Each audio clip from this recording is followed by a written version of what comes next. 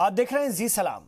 निर्भया के कसूरवारों को Patiala house court ने डेथ वारंट जारी कर दिया है। उन्हें 22 जनवरी को तिहाड़ जेल में फांसी दे दी जाएगी। इस पर निर्भया की मां ने खुशी जताते हुए कहा है कि बेटी को इंसाफ मिल गया है। इस फांसी से ऐसी सोच रखने वालों में डर पैदा होगा।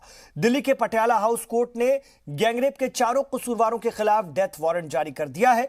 दिसंबर 2012 को दिल्ली की सड़कों पर कसूरवारों ने इस वारदात को अंजाम दिया था। वारदात के 7 साल बाद अब इस मामले के कसूरवारों को सजा की तारीख और वक्त मुकर्रर किया गया है। सुबह 7 बजे फांसी दी जाएगी 22 तारीख को।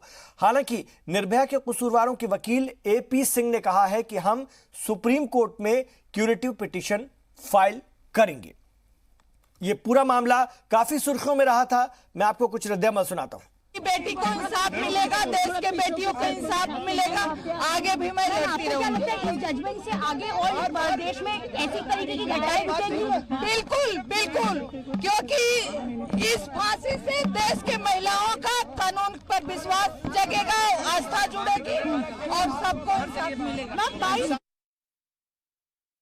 हमारे साथ एपी सिंह जो हैं दोषियों के वकील, थोड़ा सा जनता जानना चाहती है कि आज अदालत के अंदर क्या हुआ, क्योंकि वो जब मीडिया वालों को बाहर कर दिया गया था। फिर दूसरा सवाल हमारा आपसे आगे रहेगा कि आगे प्रोसीडिंग क्या होगी। पहले थोड़ा सा अदालत का आप बता दीजिए। देखिए, कोर्ट में पहले सारे मुलजिमों जो थे कन्विक्ट थे उनको वीडियो कॉन्फ्रेंसिंग के द्वारा पेश किया गया। उनको पेश करने के बाद उनसे पूछा गया कौन कौन क्या क्या प्रोसीजर है, तो उन्होंने भी कहा जेल से डॉक्यूमेंट चाहिए और हमने भी कहा, तो उन्होंने जेल अधिकारियों को कोर्ट ने आदेश किया है कि 2 दिन में जल्दी से इन्हें जेल के जो डॉक्यूमेंट हैं वो सप्लाई कर दें, जिससे कि क्यूरेटिव पिटीशन फाइल हो सके। और क्यूरेटिव पिटीशन अभी अक्षय, विनय, पवन और मुकेश की तरफ से फाइल होना है और उसमें डेथ सेंटेंस पर स्टे लगेगा और उसमें स्टे के बाद आगे का प्रोसीजर होगा। मिस्टर सिंह, एक चीज थोड़ा सा क्लियर कर दीजिएगा कि जब आप लोगों की तरफ से कहा गया कि आप ये क्यूरेटिव पिटीशन फाइल करना चाहते हैं और उसमें जेल प्रशासन को कोर्ट ने बकायदा बोला भी 2 दिन में डॉक्यूमेंट दे दीजिए, फिर डेथ वारंट जारी करने का क्या इशू है? नहीं, डेथ वारंट से ये होता है, डेथ वारंट से साथ स्टे एप्लीकेशन लगाई जाती है, वो लगती है। उन्होंने कहा आप स्टे एप्लीकेशन अवश्य लगाएं जिससे कि डेथ वारंट स्टे हो सके। ये एप्लीकेशन किस कोर्ट में लगाएंगे? सुप्रीम कोर्ट में। Supreme court. और इसमें क्यूरेटिव पिटीशन कब तक आप फाइल करेंगे? पिटीशन 2 दिन में फाइल करना। इससे पहले इस तरह के मामले में, खासतौर से रेप के मामले में धनंजय को फांसी हुई थी 12 साल की हेतल पारिख केस में बंगाल में।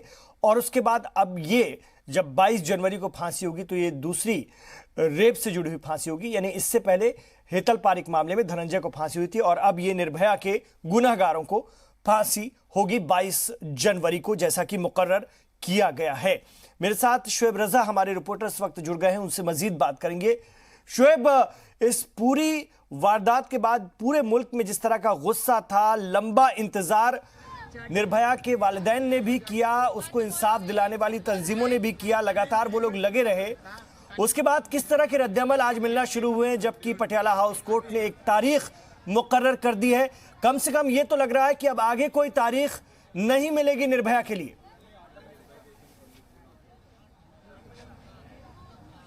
बिल्कुल इमरान, देखिए जाहिर सी बात है कि ये जो मामला है इसमें पूरे देश के एक तरीके से कहे कि पूरे देश में उबाल था इस पूरे मामले में। और मैं दिल्ली में मौजूद हूँ, इंडिया गेट के बिल्कुल सामने। मुझे अच्छे से याद है कि इन्हीं सड़कों पर जो आवाम का सैलाब है इंसाफ के लिए उमड़ा करता था। प्रदर्शन करती हुई महिलाएं नजर आती थी, बड़ी तादाद में औरतें नजर आती थी। तमाम जो लोग हैं वो यहीं पर सड़कों पर उतरते थे।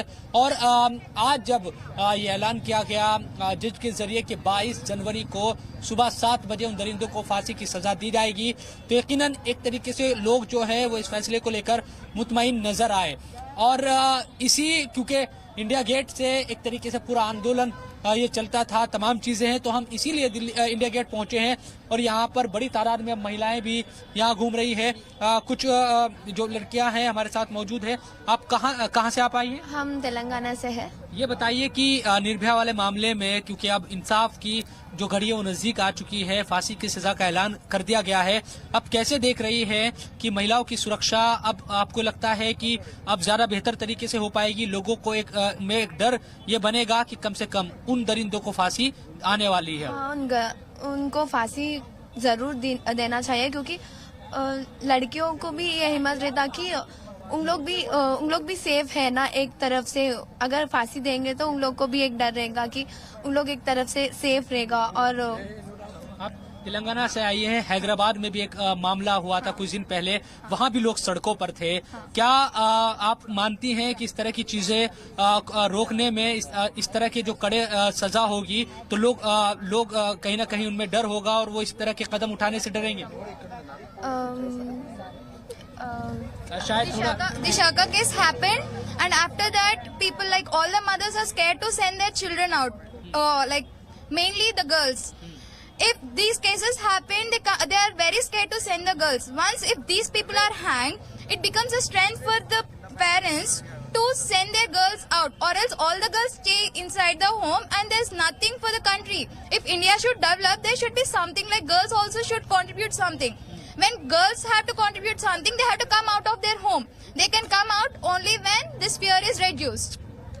तो बिल्कुल सुरक्षा का एहसास होना बहुत जरूरी है। जाहिर सी बात है कि तमाम जो पूरे देश में हमने देखा कि एक आवाज उठी और उसका नतीजा यही है कि जाहिर सी एक जो कानूनी प्रोसेस है हमारे यहाँ वो जरूर एक लंबा है। उसको लेकर कई तरह की बात होती है कि इस तरह के जो मामले हैं उनका जल्दी से जल्दी निपटारा हो। सरकार ने कोशिश की हुई है और इस तरह से एक न्यायपालिका जल्दी जल्दी इन मामलों का निपटारा करे ताकि जो मुजरिम है, जो दोषी है, जो गुनहगार है, उनका जो आखिरी उनकी जो मंजिल है फांसी की, जिसने गुनाह किया है उस तक वो पहुंचे। तो कम से कम इसके लिए कोशिश और तेजी के साथ होनी चाहिए। और आज जितना भी शाम से हमारी जिन लोगों से भी बात हुई, जिन महिलाओं से भी बात हुई, वो यही कह रही है कि वो मुतमईन तो है इन तमाम मामलों से, लेकिन ज़हनियत लोगों की बदल जाएगी, उनकी मानसिकता बदल जाएगी, उनमें डर पैदा होगा कि अगर वो गलत करेंगे तो उनको इस तरह की सजा भी होगी। बिल्कुल आपके साथ शोएब इस वक्त और भी लोग हैं वहाँ पर, समाज को बेदार करने वहाँ पर कुछ मर्द हजरात भी हैं, खवातीन तो हैं ही, मर्द हजरात भी हैं।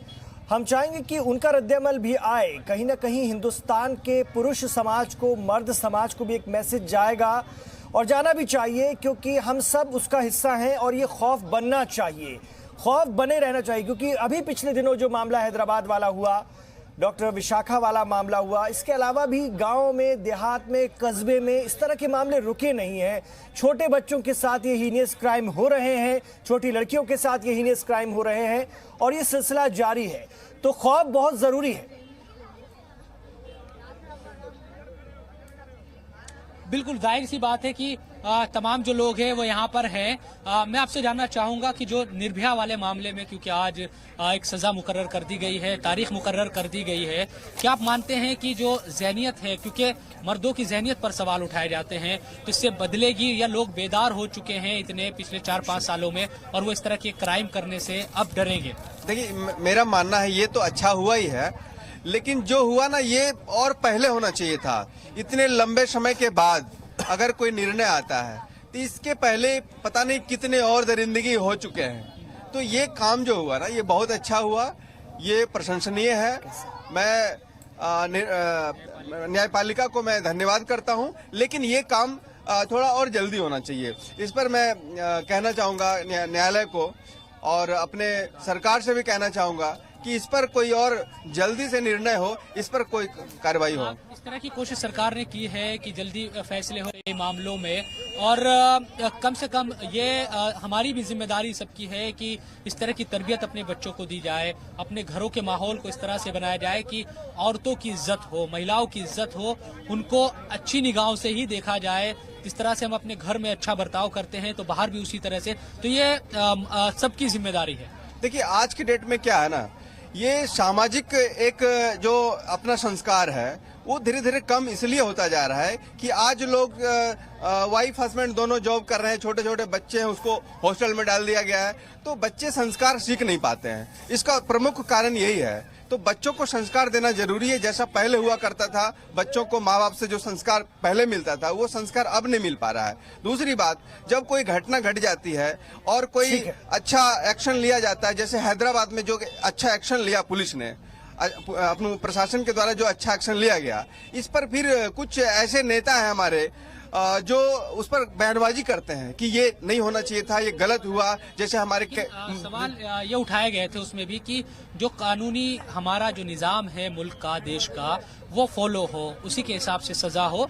उससे मुजरिमों में और कम से कम जो गुनहगार है उनमें एक डर पैदा होता है, लोगों में भी एक मैसेज आता है, जैसा इस मामले में हुआ कि अदालत ने सजा सुनाई, फांसी दी जाएगी और 22 जनवरी को अगर फांसी होती है, क्योंकि ये भी कहा जा रहा है कि कानूनी विकल्प और खुले हैं, तो फांसी अगर जब दी जाती है तो एक मैसेज जाएगा पूरे देश में और लोगों में को पता लगेगा कि आप अगर इस तरह का कोई क्राइम करते हैं तो आपको आपकी जो मंजिल है वो आखिरी यही है। बिल्कुल बिल्कुल, ये तो बहुत ही अच्छा हुआ। इससे तो लोगों में डर पैदा हो गई, लेकिन यही चीज और जल्दी होना चाहिए।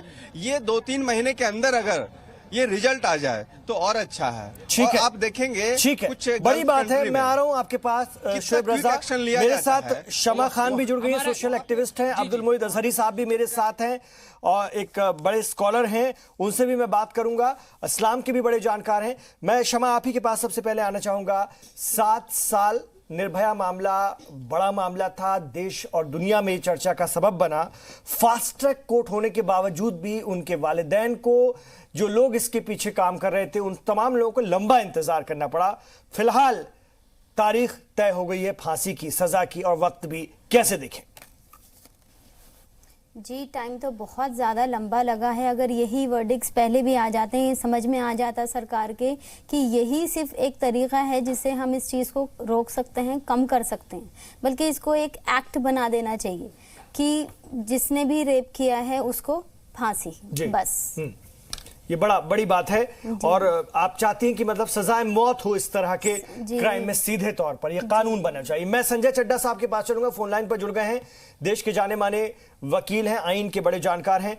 संजय चड्ढा जी, धनंजय मामले में जो कि हेतल पारिक के साथ हुआ था, 12 साल की स्कूली बच्ची के साथ रेप हुआ था बंगाल में, उसके बाद ये दूसरी इस तरह के रेप के मामले में फांसी होने जा रही है 22 जनवरी को, जैसा कि मुकर्रर किया गया है।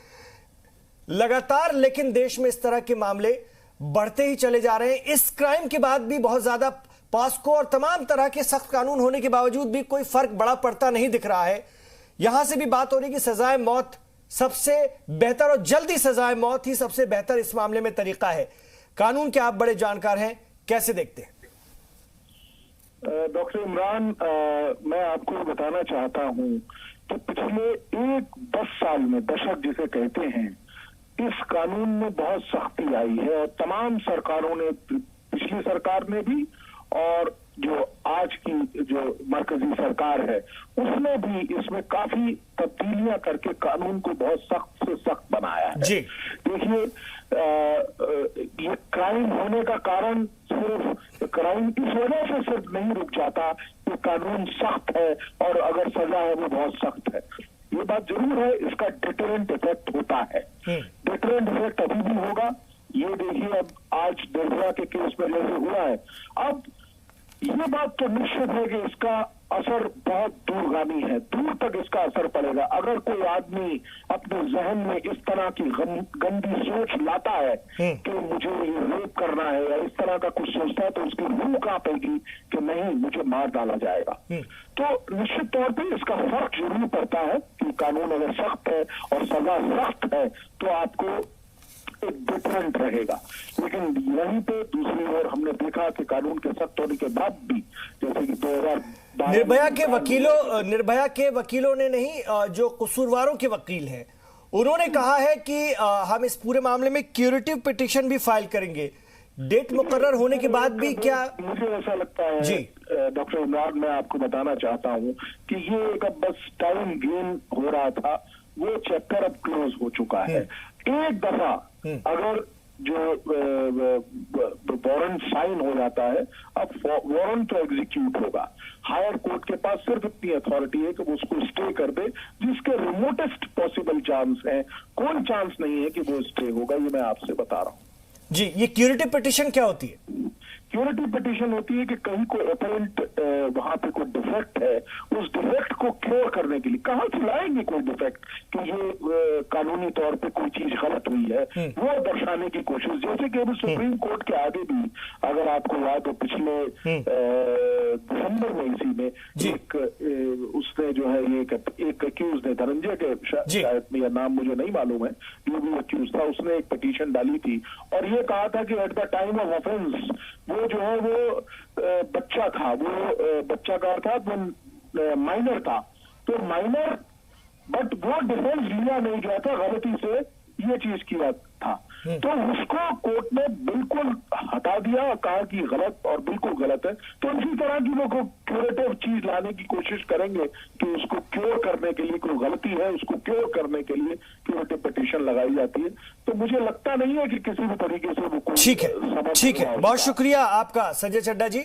अगर आप रहना चाहें मेरे साथ, अगर वक्त आप दे तो मैं और आपसे बात करूंगा, अगर आप लाइन पर रहें तो। मेरे साथ अब्दुल मोहित अजहरी साहब भी हैं। अब्दुल मोहित अजहरी साहब, फाइनली वक्त और दिन मुकर्रर हो गया है, कैसे देख रहे हैं?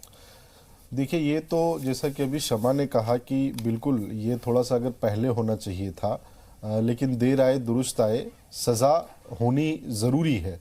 क्योंकि जब हम सज़ा को देखते हैं तो सज़ा का सिर्फ ये मतलब नहीं होता है कि कोई भी जो अक्यूज था या जो कोई गिल्टी था उसको पनिशमेंट मिल गई। सज़ा का दूसरा पहलू ये भी होता है कि उसे देख करके दूसरा आदमी जो है वो इस तरह के हरकत, इस तरह का जुर्म करने से डरे। तो सज़ा का एक पहलू डर भी होता है। लेकिन इमरान साहब, यहाँ पर एक बात और जाननी ज़रूरी है कि आज अभी तक पिछले एक दिहाई से नहीं 2-3 दिहाई से रेप के मामले को लेकर के लगातार जो बातें हो रही हैं वो है जो रेप के बाद की सजा की बात चलती है कि रेपिस्ट है और रेपिस्ट को क्या सजा दी जाए। अभी तक हमारे यहाँ पर ये सोचने पर कोई ये विचार नहीं आया है कि ऐसा क्या किया जाए कि रेप जैसी घटनाएं कम हो। क्योंकि बलात्कारियों को सजा देना, उनको डराना और डरा करके क्या कहते हैं इस क्राइम को रोकना एक ऑप्शन है, लेकिन उसके अलावा भी कई ऐसे सारे ऑप्शन अभी भी खुले हुए हैं जहां पर रेप जैसी जघन्य अपराध को रोकने की कोशिश की जाए। लेकिन और अभी आप तो सामाजिक पहलुओं के भी बड़े जानकार हैं, एक बड़े स्कॉलर भी हैं, और आपने हिंदुस्तानी नहीं बाहर भी पढ़ाई की है, देखा है वहां के मुआशरे को भी। मैं आपसे समझना चाहता हूं कि समाज का, मजहब, क्योंकि हमारे यहाँ मजहब भी एक बड़ा एलिमेंट है ना हमारी जिंदगी में, हम हमारे हिंदुस्तान में, इस पूरे बड़े सगीर में, उसका, समाज का, परिवार का कितना बड़ा और कैसा रोल हो। देखिए, ये बहुत क्योंकि मामले तो रुक नहीं रहे। देखिए, एक से बढ़कर एक क्राइम हो रहे हैं, ये तो कुछ भी नहीं है, इससे भी बड़े बड़े क्राइम कस्बों में, शहरों में, गांव में हो रहे हैं। देखिए, यही मैं आपको इसी तरफ आपका इशारा में लाना चाह रहा था कि आप देखें कि इस तरह के जितने भी केसेस होते हैं उसको आप ये जोड़ते हैं कि सबसे पहले तो वो अधर्मी हो जाता है। यानी कि जो भी इस तरह के अपराध का जिम्मेदार है वो सबसे पहले अपने धर्म, जिस भी धर्म, पंथ और कॉज को वो जो है रिप्रेजेंट करता हो या उसको मानता हो, फॉलो करता हो या उसके ऊपर टैग लगा हो, सबसे पहले तो वो उसी का अपमान करता है। तो धार्मिक दृष्टि से अगर देखा जाए तो ये मामला हो जाता है। उसके बाद वो समाज के उन उसूलों को तोड़ता है जो समाज स्वच्छ रहने की, जो समाज स्वस्थ रहने की, जो समाज सभ्य रहने के जो उसूल बनाता है, तो वो उन उसूलों को भी तोड़ता है। तो धर्म की गुंजाइश यहाँ पर आती है कि धार्मिक चीजों को वो तोड़ता है, सामाजिक चीजों को तोड़ता है। इनके जो क्या कहते हैं मोटिव है, यानी कि इसको हम कह सकते हैं कि सोर्स ऑफ इंस्पिरेशन है, इस पर बात करनी बहुत जरूरी है। इमरान साहब, मैंने जब से ये क्या कहते हैं हैदराबाद वाला खासतौर से केस हुआ है, मैं लगातार इस पर मैंने बहुत सारी केस स्टडी की है और बहुत कम से कम मेरे ख्याल में कम से कम हम 100 लोगों से हमने बात की है। उसमें 11 साल की लड़की से लेकर के 40 साल 50 साल की महिला, टीचर है उसमें, स्टूडेंट है उसमें, काम करने वाली लड़कियां हैं, लड़के हैं, उनसे बात की। 2-3 बहुत इंपॉर्टेंट चीजें निकल कर सामने आई हैं। जो एक तो ये है कि हमारे घर में ही इसके ताल्लुक से बात नहीं की जाती है, जिसको हम कहते हैं ना कि सेक्स एजुकेशन। सेक्स एजुकेशन एक ऐसा मुद्दा है जहां पर ना घर में बात होती है ना स्कूल में बात होती है। हैरानी वाली बात इमरान साहब ये है कि इस पर साइंस के जो टीचर्स हैं, साइंस के जो स्कूल है, वहां पर भी बहुत अच्छी तरीके से इस पे बात नहीं हो पाती ज्यादातर जगह पर। उसका नतीजा क्या होता है कि भी स्कूल में बायोलॉजी कोई पढ़ रहा है और जब क्या कहते हैं सेक्स एजुकेशन में कुछ इस तरह का टॉपिक आता है तो वो टाल देते हैं कि इसको घर पढ़ के आ जाना। आप अगर आप ट्यूशन पढ़ रहे हैं तो वो भी टाल देते हैं घर जाकर के पढ़ाना। तो उस पर खुलकर बात नहीं, जी हाँ, उस पर बात नहीं होती है। हमारे यहाँ स्कूलों का भी सिस्टम आप देख लीजिए, 10वीं हो, कम से कम 10वीं से, मैं ये मानता हूं कम से कम 10वीं से लेकर के ग्रेजुएशन तक के स्कूलों में, यूनिवर्सिटियों में काउंसलिंग होनी बहुत जरूरी है। काउंसलिंग आप देखें कि क्योंकि इस तरह के रेप जैसी घटनाओं में ऐसा नहीं कि क्या कहते हैं जो अशिक्षित है वही लिप्त है, शिक्षित व्यक्ति भी, बहुत अच्छे सभ्य समाज का आदमी भी उसमें लिप्त नजर आता है। जैसे कि आपने देखा कि धार्मिक स्थल से भी इससे जो है वो बरी नहीं है, वहां पर भी घर के अंदर रिलेटिव, घर के अंदर रिलेटिव, तो घर में चर्चा होनी बहुत जरूरी है। जैसे जैसे लड़के की और लड़की की, दोनों की, यहां पर आप किसी एक पार्टिकुलर जेंडर को नहीं समझा सकते, लड़के को भी लड़की को भी, दोनों को एज जैसे जैसे बढ़ती जाए उसको उसके प्रति जागरूक करना चाहिए, उसको समझाना चाहिए, उसकी जो मोरल रिस्पॉन्सिबिलिटीज हैं कि अगर ये घर पे अगर कोई बहन है तो तुम्हारी समाज में बाहर भी कोई बहन हो सकती है। स्कूल में भी रिस्पॉन्सिबिलिटी होनी चाहिए कि तुम्हारी एक अच्छे सभ्य नागरिक होने के नाते तुम्हारी जिम्मेदारियां क्या है। और इस तरह के जो इवटीजिंग के केसेस पढ़ते हैं, जैसे स्कूल में रैगिंग वगैरह है, इवटीजिंग है, या जो कमेंट पास होते हैं, तो वहां पर इस चीज को जानना जरूरी है कि तुम्हारा ये मजाक करने का जो सिलसिला है कहीं सीरियस ना हो जाए और इसकी वजह से किसी एक जो है लड़के या लड़की की जिंदगी जो है वो कहीं मुश्किल में ना आ जाए। ये बड़ी खबर ये है कि चारों जो कसूरवार हैं, मुजरिम हैं, जब डेथ वारंट जारी होने की खबर उन्हें मिली तो वो रोने लगे। उनको अलग अलग बैरकों में रखा गया है तिहाड़ जेल में और वो रोने लगे खौफ से। तो अब ये मौत का खौफ है और ये सजा उनको मिलने जा रही है और ये सजा हम सबके लिए इबरत होनी चाहिए, मिसाल होनी चाहिए, इबरत होनी चाहिए और हम सबको इससे सीखना चाहिए, खौफ खाना चाहिए। खौफ बहुत जरूरी है। बहुत जरूरी है।